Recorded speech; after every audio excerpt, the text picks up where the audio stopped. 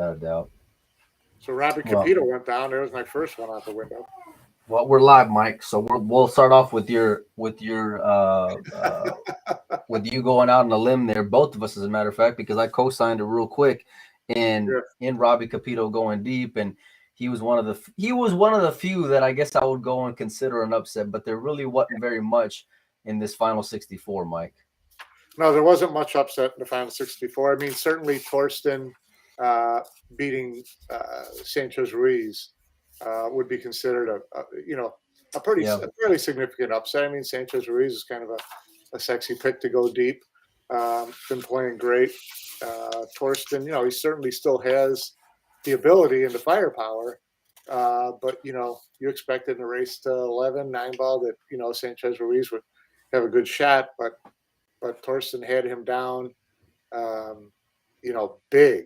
And then Sanchez Ruiz started to make a little bit of comeback and then missed a shot somewhere along the way. And yeah. I mean, it goes back to the format, right? And I saw Thorsten out in Las Vegas, and they were racing the 4 or 10 ball, but he was giving Chang some hell. So I'm kind of surprised, only because Ruiz is very vogue right now. yeah, But he's Thorsten's got a big resume, and it's for a reason. He's capable, and to his credit, going in as an underdog, he showed some moxie going and defeating him the way he did, and pretty convincingly. I mean, I know Ruiz made a little comeback there at the end, but pretty damn strong all in all. yeah, good showing from Torsten. I guess you see a guy coming back, and it's got to be. I was thinking about it. When you reach the hill and you break and you don't run out, you're never going to break again, right? In winter break format. So Right. That's it.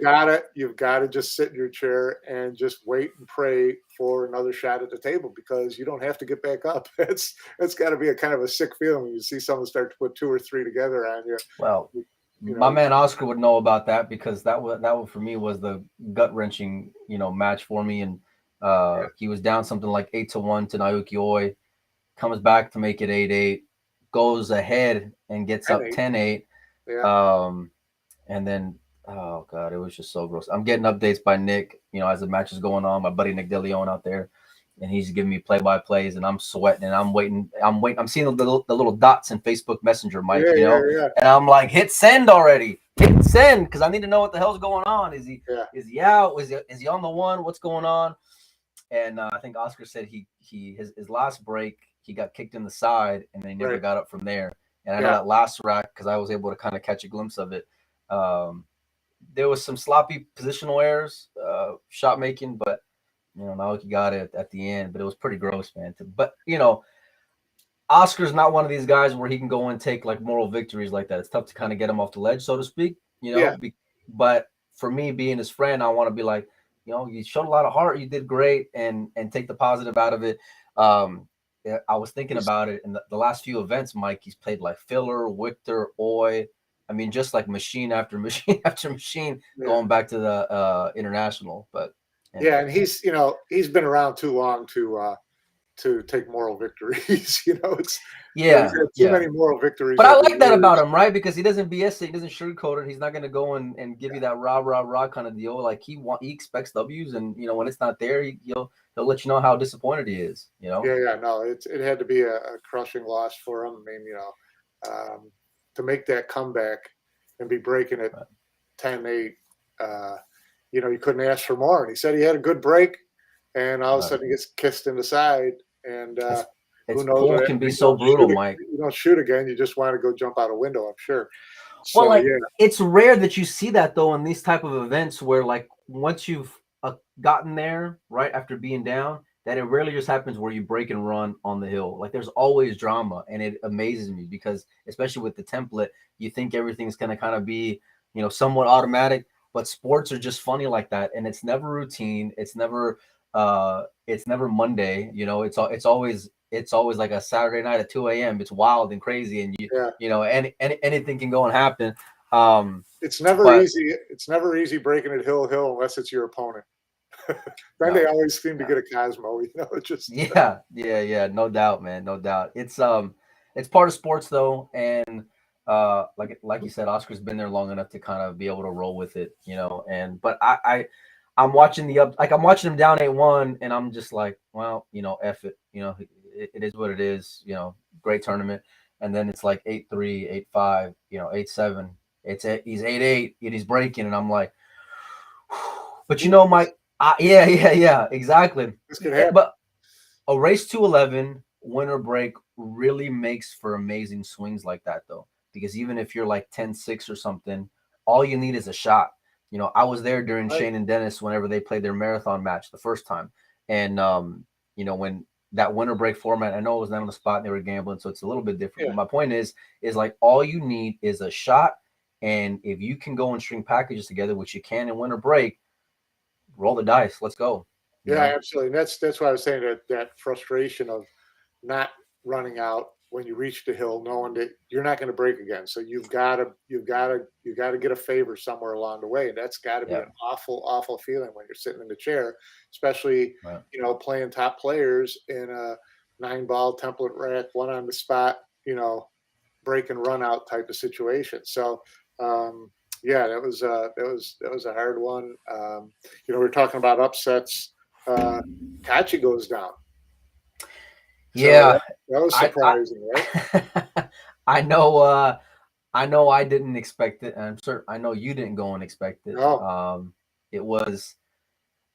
I didn't get to watch the match obviously because it wasn't streamed, but just scoreboard watching, I was pretty surprised. It seemed like he never was able to kind of get any kind of traction at all as the match went along, or at least until maybe he was down deep enough where it wasn't necessarily too little, too late, but it's like you almost have to play dead nuts from there.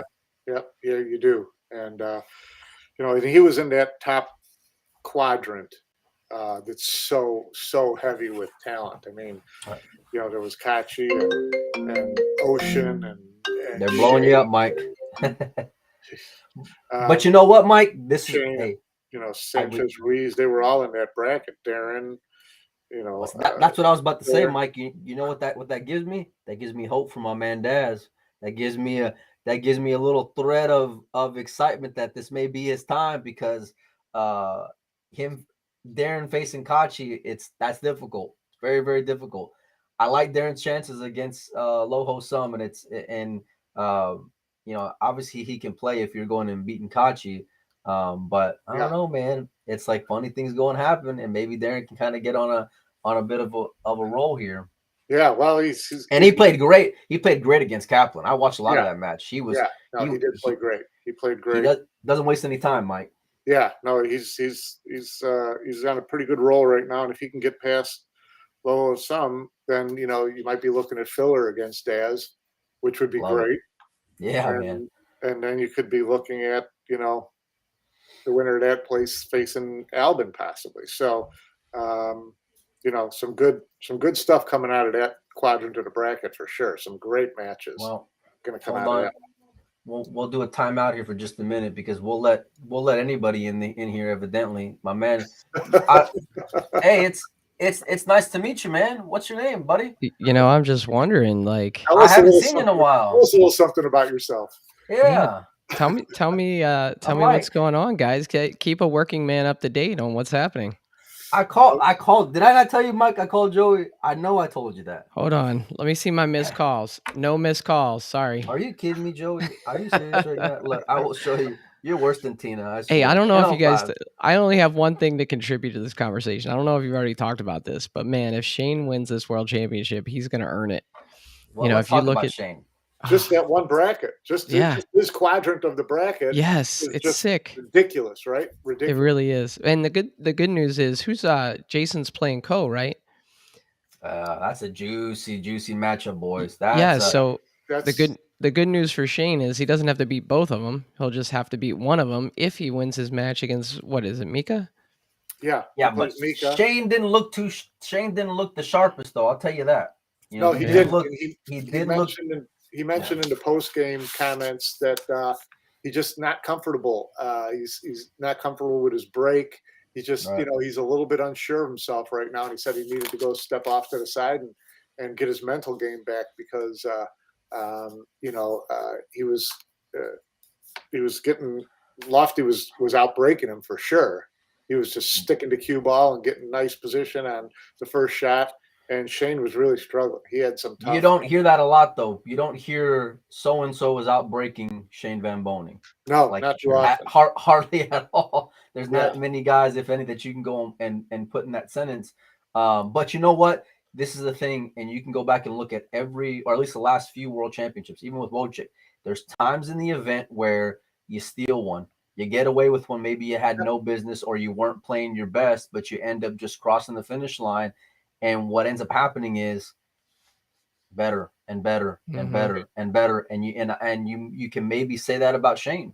Well, that's what he's going to have to be telling himself for sure.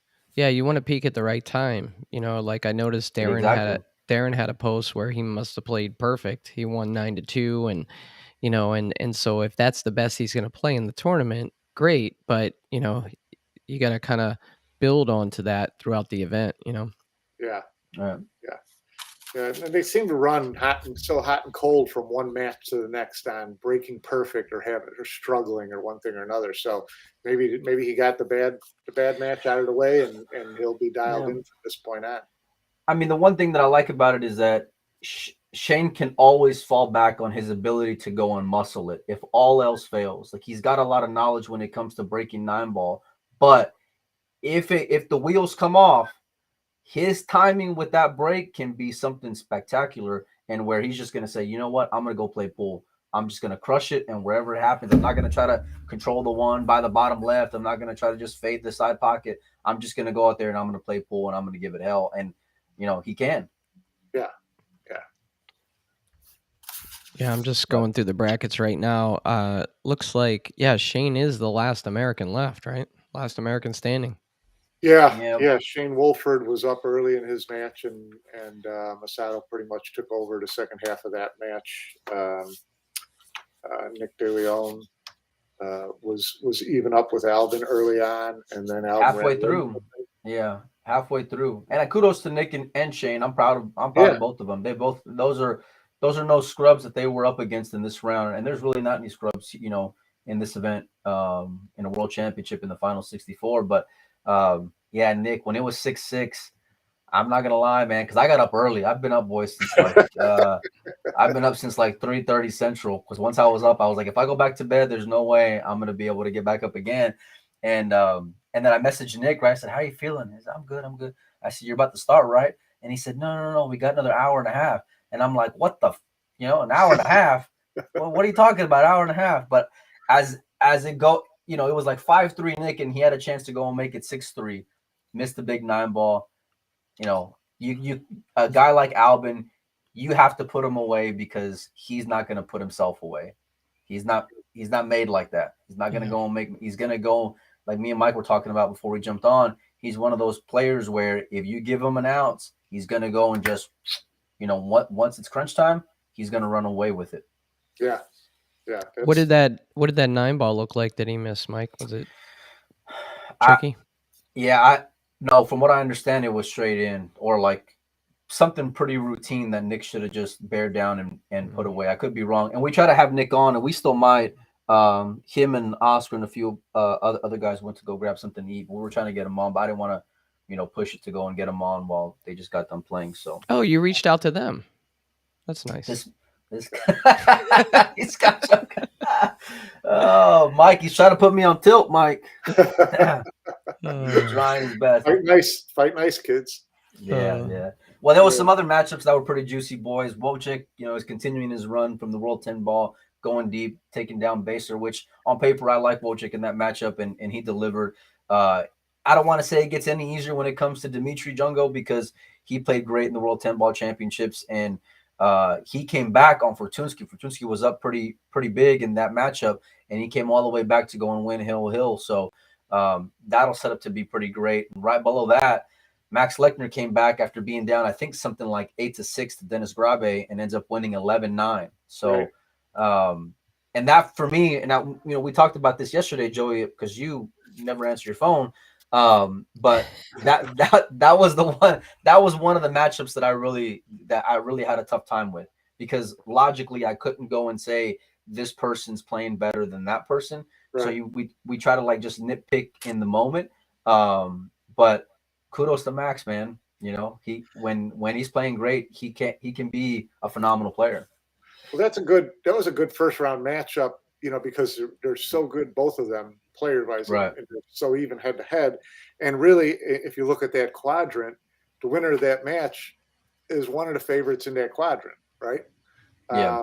Not a lot of heavy hitters in there. Yap is in there, Ralph's okay, um, Wojcik, uh, but not any really top five marquee names. So to me, the winner of that Max Dennis match was going to be, one of the top two or three favorites then to get through that quadrant of the bracket.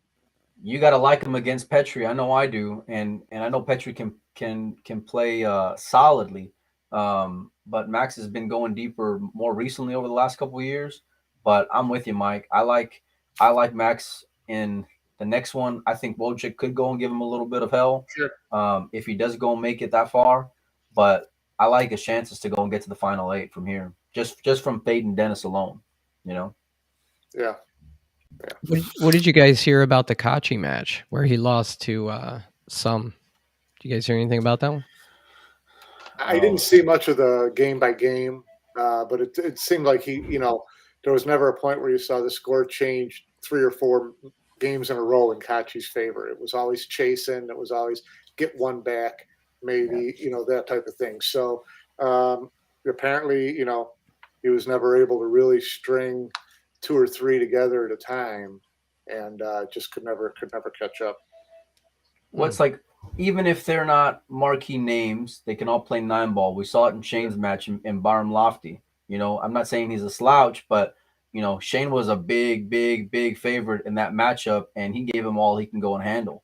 Yeah. I mean, I know Shane gave him opportunities there as well, but with and I don't want to keep on beating that horse when it comes to the format, but it's like if they go and get a little bit of momentum and get the breakdown, I mean any of these no names can go and pull off like what we said yesterday, what like an Oliver did last year, Yeah. or even an Omar, because Omar maybe wasn't necessarily as known on the matchroom stage at that time, you Right. What know. do you what are So you guys hearing about the conditions out there? I saw a post from Max Everly yesterday talking about the fast cloth, and it seemed like the tables. You got guys who are putting threes and fours together.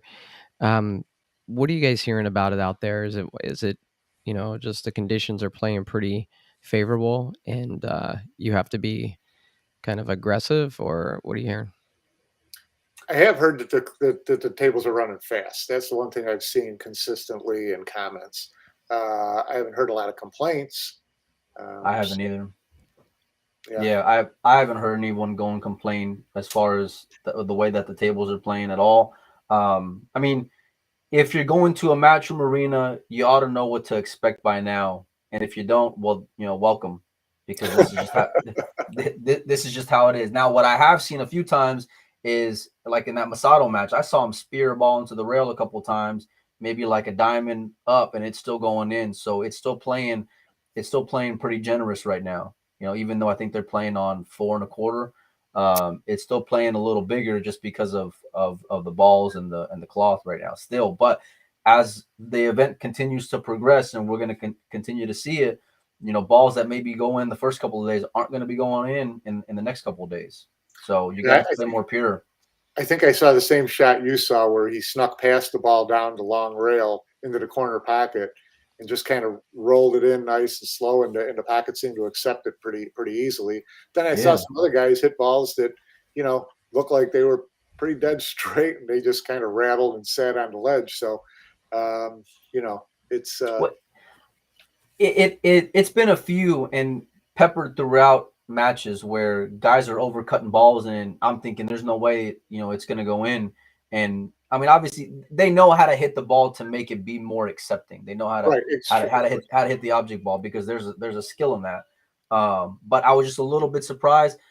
For me, I like the drama of it because if I see it, I can see it go wide. So if I see it, I'm thinking, oh, it's out, and then oh no, it's not. So Yeah, that can kind of add some drama as well. yeah. But there was a few other ones. I know we touched base on Oy over Dominguez. Another upset, Joey and Mike. Ronald Regley, the Swiss player, steals one yesterday and follows that up with a big win over one of the favorites in Ko Ping Chung. Yeah. Wow. Yeah, that hurt me, right? What are Well, you I in a mean, Calcutta, Mike? Yeah, he yeah, was. We talked last night about basically breaking this up into 4 regions, almost like yeah, the NCAA brackets, Oh, and he okay. was my pick to come out of that quadrant. Out of And the South bracket.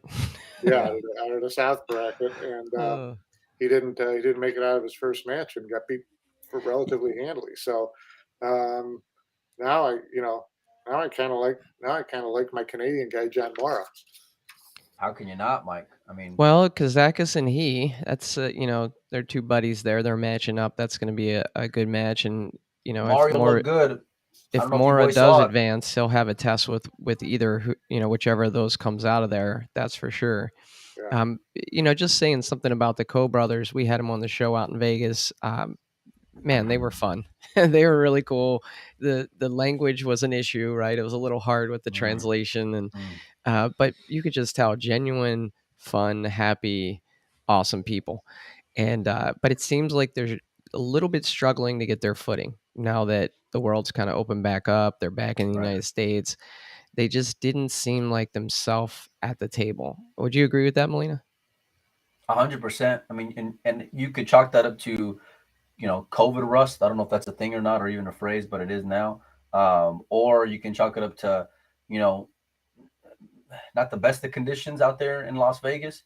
Whereas now, maybe they're playing more true, and you're getting to see a better uh, quality of their game.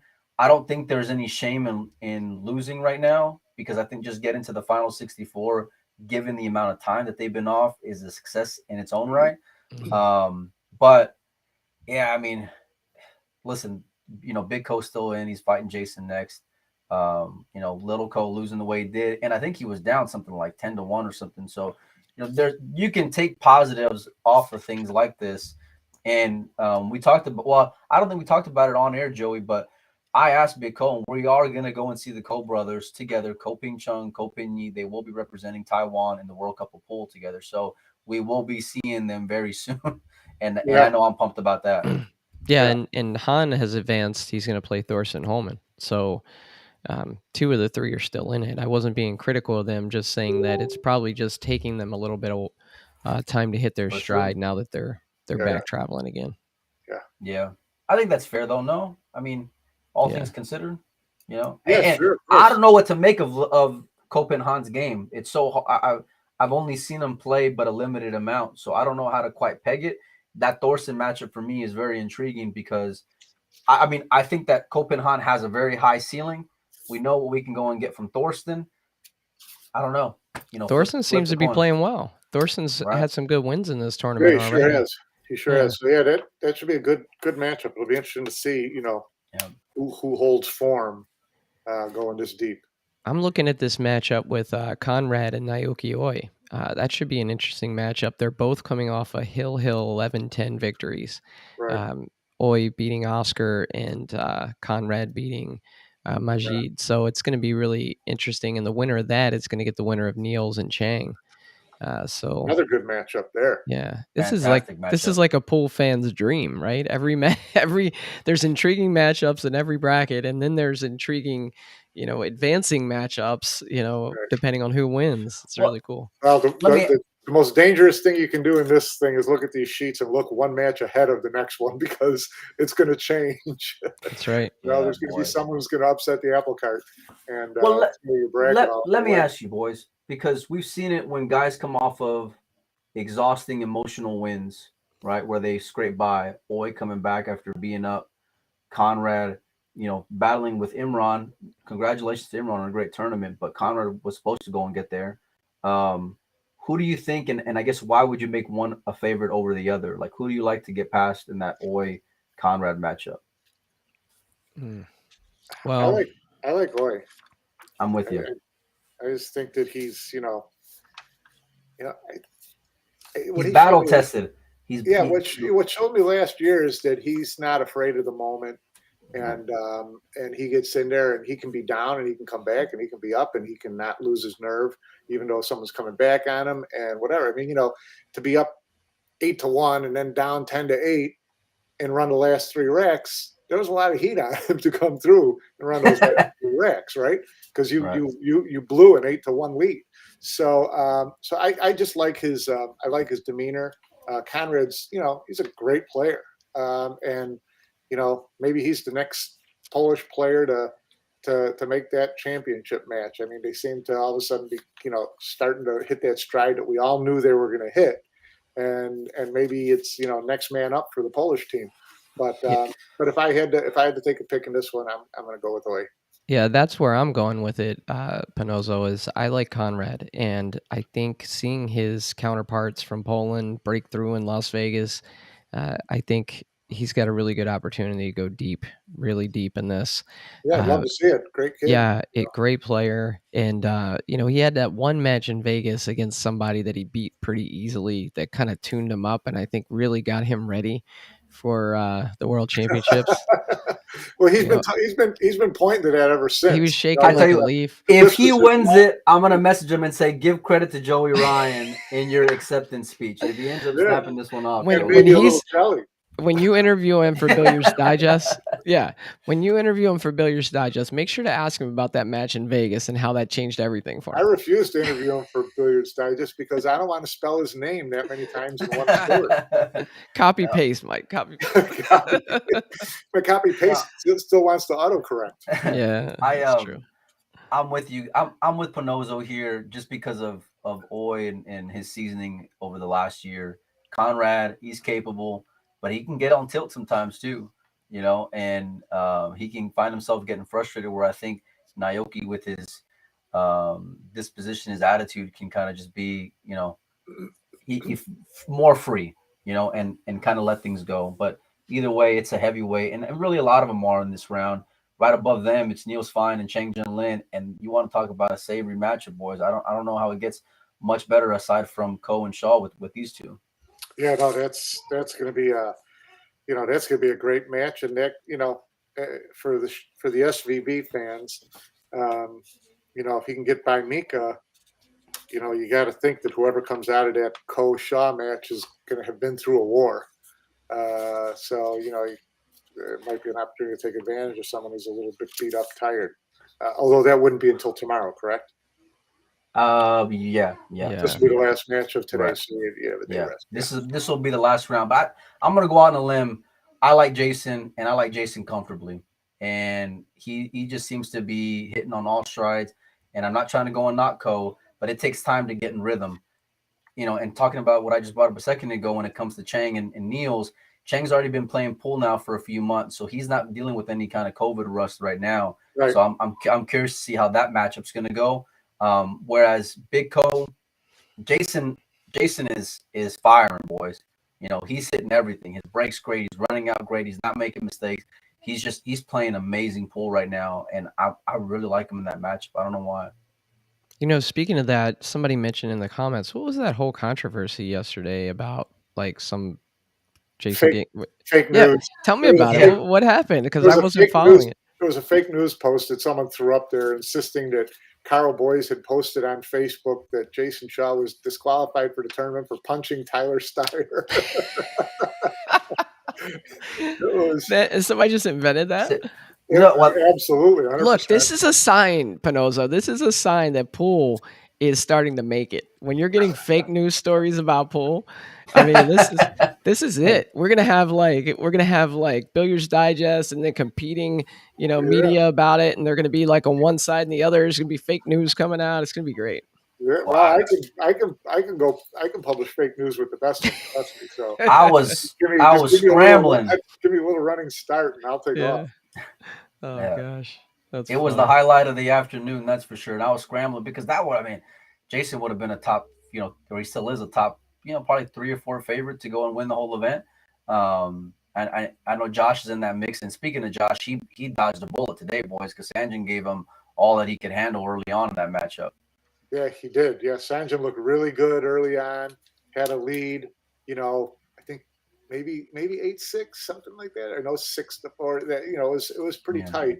And then Sanjin, right? He was up. yeah, and then Yeah. Josh just went top gear. The last quarter of the match, and Sanjin really never really got to the table. Well, it's like similar to what we talked about with Albin and Nick's matchup. Like Yeah, certain guys just know when to go and change gears, and it's okay. You know, there ain't no more wiggle room here. And Sanjin is playing dangerous pool right now. yeah. I don't mean reckless in his style of play. I mean as in he can Tough to fight beat. with anybody. Yeah, exactly, Joey. Yeah. Yeah, I think Josh knew he was in for a fight, so I think Josh was ready. Josh knew it wasn't going to be easy. He knew Sanjin. It plays him tough. He knew Sanjin's a confident young kid, much like himself, a couple of years ago. So I think that Josh went into that match pretty dialed in and pretty ready for a battle. And then, like I said, when he caught a gear late in that match, just it was there was no Sanjin was just not going to get back to the table. Who do Do you y'all do guys? y'all go ahead, Joey? Well, I was going to say, out of the top four, who do you guys think coming out of that? You got the Albin versus Mats from, I think he's from Norway. You got Cope and Han against Thorsten Holm and Darren Appleton, Low Holm Sum, and Beaster Bosch against Filler. Who do you guys see coming out of that grouping? Like, Yeah. who's your two? You can't not think it's going to be Albin against Josh for the Final Four. That's You a just Right. can't chalk. not Yeah. think that. I mean, they're both playing so well. They're not sneaking by anybody. They're playing good pool, and they're going to be the favorite in every match going to that point. True. And I'd love to see it. I'd love to see a Final Eight matchup between Albin and Josh. Absolutely. That would be great TV, boy. Who's the sleeper in there? Give me my man. Give me my Yes, man Darren. Give me my absolutely. man Darren. And I'm not gonna get off that bandwagon. I'm liking Darren to go. And I agree with every point that Mike said. He's 1,000% right on everything. I would love to go and see Josh and Albin. They're without a doubt chalk. They will be favored in every single match. I'm co-signing it all, Panozzo. But God, I would like to see Darren and Albin go and battle it out, or even a Darren and a Thorsten. Who knows? I mean, any of those guys can go and win, but it's hard to like pick away from the chalk names It given is given it the is 8 in that hard to- area. But Yeah. Darren against Josh would be appointment TV too. That would be a great match to watch. Oh, without a doubt, yeah, 100%. It's so cool how things change and pool so quickly, right? If this were, I don't know, what, 5, 8 years ago, Darren we would never attach the word sleeper to him. You know what I mean? But now we're saying he's the possible sleeper from that grouping of 4, and I have to Yeah. agree with that. And so the next group, let's look at that. We got Yap and Suke, Ali Youssef and Newhausen, Django and Wojciech, and Petri and Max Lechner. Who you guys like coming out of those? Wait, hold on a second, Joe. We went out on a limb here. Why don't we put you on the spot? Yeah. Who do you like, my I'm man? the moderator. My dark horse is Thorsten. No, wait, that's the wrong one, buddy. No, wrong. Well, I thought you meant for the previous one, but for the Oh, previous okay. grouping, I agree. It's lining up for Albin and Josh, and my dark horse would be Thorsten. Okay. And in this bracket here, well, I'm going to go with Yap, coming out of the top side of that. wow. And I'm going to take Wojciech. Okay. He's hot. I'm playing the hot hand here, and I'm going to take those two to match up. Don't really have a dark horse, so to speak, but that's who I'm going to go with. What say you, Mike? I'm going to go Max against Yap in the final. I'm sorry, Max against Ralph in the final. Ralph, okay. I like it. Well, I'm gonna go. I'm actually gonna pick the guy who's gonna come out of here, and it's gonna be a dark horse, boys. I'm going with Moritz, the kid. I'm serious. Listen, I'm gonna make an argument here. You're gonna be Mickey Krause, and he was up easy on Mickey early on and finished the job. We saw it last year. Him give Jason hell. I like Moritz. I haven't seen a lot of them this event, like with my eyesight, but just other than scoreboard watching, you can't help but say that Yap has a softer draw, even though Ralph is capable and dangerous and can be a stumbling block for anybody. And he's got a lot of 9-ball prowess and experience. But I'm gonna go away from the chalk this time. I'm gonna go with Moritz, and on the bottom side of that, I can't get away from Max. So I think that's who I'm gonna lead with my final weight. But I like Moritz though. Now this next grouping, this is the tough one. You got Shane Mika, Compagnie, and Jason Shaw, Niels and Chang, and then Conrad and Naoki Oi. I mean, you could make a case for any two coming out. Yeah, no, this is the tightest. I think the first bracket was the toughest, top to bottom, but we've lost Kachi already, and we've lost Ruiz already. This, when you get down to the final 32, this is the top region right here for me, because all four of these matchups are just juicy stuff. Yeah. I mean, is it safe to say that the eventual winner may come out of this grouping? I mean, you gotta look. It looks pretty good. Whoever comes out here is going to have earned it. That's for damn sure. I'm rooting for Jason Shaw because I got him in the last longer bet with Melina Mike. I don't even. Who are my horses, Joey? I don't remember who I got. I forget. I'll have to look at. Oh no, I got Shane. I got Shane, and I got Josh. Don't you have Co or somebody? Hold on. I got Big Co also. So yeah. That's right. I do have Big Co against Jason. Well, yeah, we'll see what happens. I like Jason in that matchup personally. Like I said earlier, I don't think that it's a foregone conclusion that we're going to see a Co/Shaw against Shane, unless Shane can go and find Shane. I think Mika's got a real good puncher's chance here to go and get past it.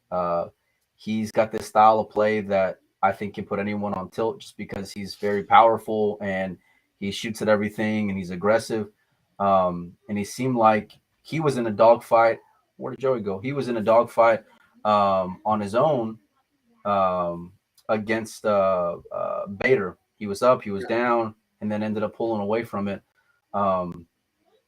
Shane, I think he kind of just got lucky there against Lofty. As much as my heart wants to go and see Shane advance, I don't think it's a foregone conclusion. Looks like Joey's got to run, you guys, but we'll try to have him on later on, and we'll do another recap show with Red. He's right in the middle of his workday, so we appreciate you, buddy. But yeah, it's difficult. Mika presents a problem because he will swing at anything, but he's got to be really dialed in to get away with it. Because if he makes a couple of mistakes against Shane, Shane's going to punish him. You turn around and give a game to Shane that you weren't supposed to, and now Shane's breaking, it might be a while before you're back at the table. So, and Mika's known to get on tilt when it comes to stuff like that. So one mistake or two mistakes, Shane's that guy who can go and hit you with threes and really go and get in here on Mika. So you make a great point. Like I mentioned earlier, I love that Niels and Chang matchup. I think the winner out of that bottom part of this area is going to go and force itself through. I'm not gonna lie, I like Niels. I like his experience, and he stole one there with Kwok, and it was very difficult. But I like him coming out of that one along with. I mean, you could pick any one of those four players up top, Mike, and I wouldn't even be surprised. Yeah, this is the most even, 8-player lineup that there is left. All really, really good matches. I wish they were all. Stream, because I'd love to see any of those. Well, let's keep on working our way down, Mike. Who do you like coming out of this next area? You're talking about the area with Shane? No. The one right below it. And I'm gonna go ahead and put the bracket in the chat. And if anybody wants to follow along, feel free. But this area with Mora and Regley up top, and then Kazakis and Mario. I'm going to ride John Mora on this one, coming out of that group. So he's going to go and beat the winner of Kazakis and Mario He. Is that what you're saying, Mike? That's exactly what I'm saying. I'm going to have to disagree. but I'll put it like this. I won't be surprised that I'm not going to go and hedge myself here. I wouldn't be surprised. I mean, John looks like he's playing well, though. Look at that score line. I mean, and Jonas is playing some fantastic pool themselves. That's a great win. It's not like Jonas, 8 months ago when he first started coming around to the U.S. He's playing fantastic. I picked Alex whenever we were talking yesterday.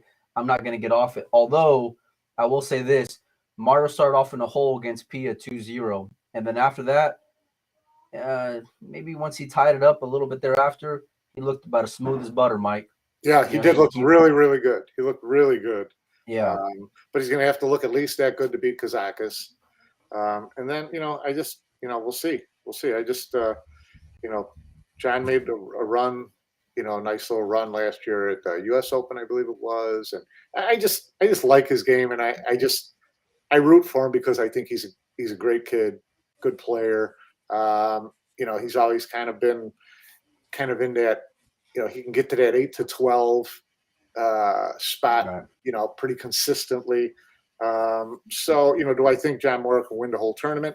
That would be a bit of a stretch. Do I think he could get into if he gets past Ronald Regley, Alex Kazakis, and or Mario, he can win the whole tournament because any one of those guys are going to be that kind of premier, level player. So if you can go and dodge these next 2 rounds, I'll take it.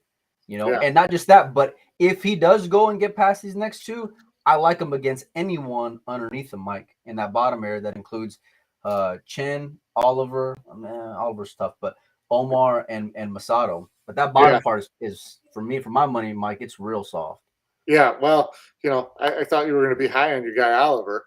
Well, I like him out of those 4 in that spot. I'll put it like that. I like him to be able to win the next 2 rounds. I just do. But Chen, again, I didn't get to watch it, but just following the scoreboard, he in like 15 minutes from the time I left the gym to the time I got home, it was like 8-0.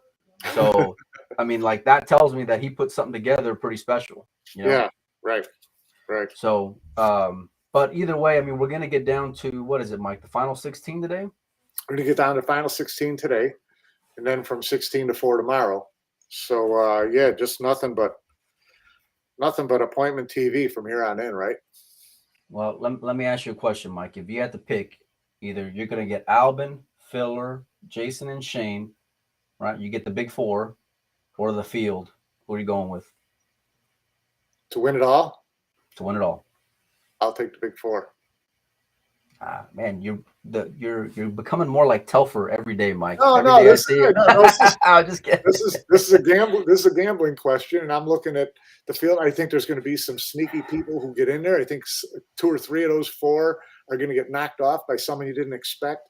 But I think when push comes to shove, and it's the end of the match, and you've got Albin against Omar and whatever, the favorite's going to win. Yeah, I'm gonna have to go with the field, and it's not just because I get a lot more players. I just think that there's so many landmines. You got to go and just tiptoe around. And as it thickens up, everyone's getting more and more battle tested.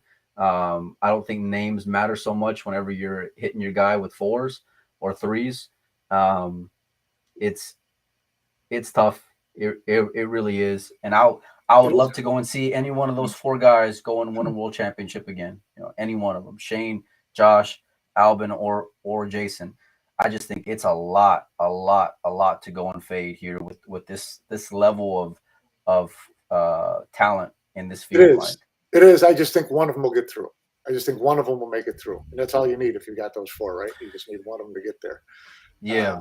Well, yeah, you want to be in the dance at least, Yeah, for sure. I think if you're gonna go with someone off the beaten path, Mike, and I know we picked out of each area, but who's maybe the unknown out of all of it that can go and win it? They can go and win it all. Yeah, and we'll end the show on that because the next round starts in like 20 minutes. Yeah.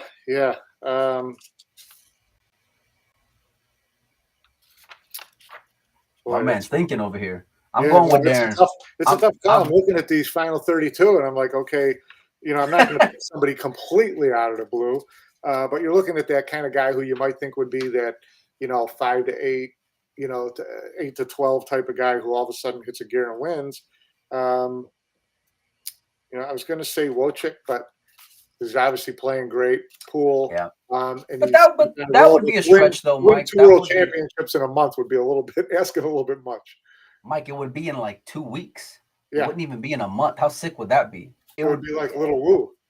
Yeah. It would be it would be pretty phenomenal, and we all know how big momentum is in pool. So I can't necessarily argue. I can't argue against any of these guys, really, because anybody can go and catch a gear. I'm gonna triple down here, and I'm gonna go with my man Darren. I don't know why, and he may because I'm just bad luck. He may end up going out the next round. Who the hell knows? But I know what I want to see, and I'm gonna keep on riding it every damn round, and I hope he gets there. But I'm friends with a lot of these guys, and it makes it tough to kind of pick here. There's so many capable players here, Mike. Yeah, there are. And I mean, we've seen Darren win big tournaments. Can you imagine? I mean, and he goes off the rails when he wins a big tournament. Can you imagine what would happen if he won this tournament? I mean, it's the 10-year anniversary from one of the best finals I've ever witnessed in my life. I take that back because I wasn't there, but one of the best finals that I've ever seen on video with these two eyes right here. Because that final with Lilo Win is incredible, and I suggest anyone who hasn't watched it go YouTube the 2012 World 9-Ball Championship final between Darren and Lilo Win. It was or maybe no, Lee Hee Win. Yes. Right? Yeah. It was just incredible. And Darren's emotion afterward was something spectacular as well. Yeah, he just goes bananas. I mean, I saw when he won the World Games, I think it was, and he just like jumped up in the air and landed flat on his back, just kind of like tried to flip over backwards and didn't quite make it, type of thing. And he would be fun to watch. It would be, and really a year and a half, 2 years ago, Darren, we wouldn't have been talking about him as a sleeper at all. We were talking about him as no chance, an afterthought, Mike. Yeah. So for him to get his game back to this point is good to see. I love seeing his name and Torsten's name and Neil's name and Ralph's name still in the hunt. I love seeing those four guys in there. 2 years ago, I'm picking Ralph and it'll last longer over Darren Appleton any day of the week and twice on Sunday. Yeah. So to go and have a resurgence like this on the 10-year anniversary of your last world championship, there's some potential storylines and fairy tales and all those things that we love to go and see from sport, that could come to fruition. And I'm excited, but we're going to find out pretty soon because it's going to go and dress up, and maybe we'll jump on later tonight, Mike. I got nothing else going on. I'm just going to be watching pool. Well, listen, we enjoy everyone, and we thanks everybody for tuning in. Oh, there he is. Well, it's only like an hour later, this guy. We'll try to get my man Nick on. If not live, maybe we'll try to get an interview, and then we'll post it later. And the same with Oscar. We wanted to try to get him on, but like I mentioned earlier, they were going to go have lunch, and I didn't want to go and bother them. So anyway, thanks a lot, everyone, for tuning in. Mike, thanks as always. I appreciate you jumping in. Joey for coming on here out of the blue. It's been fun, man, but this is just the beginning. So we'll see you guys soon. Yep. See you soon.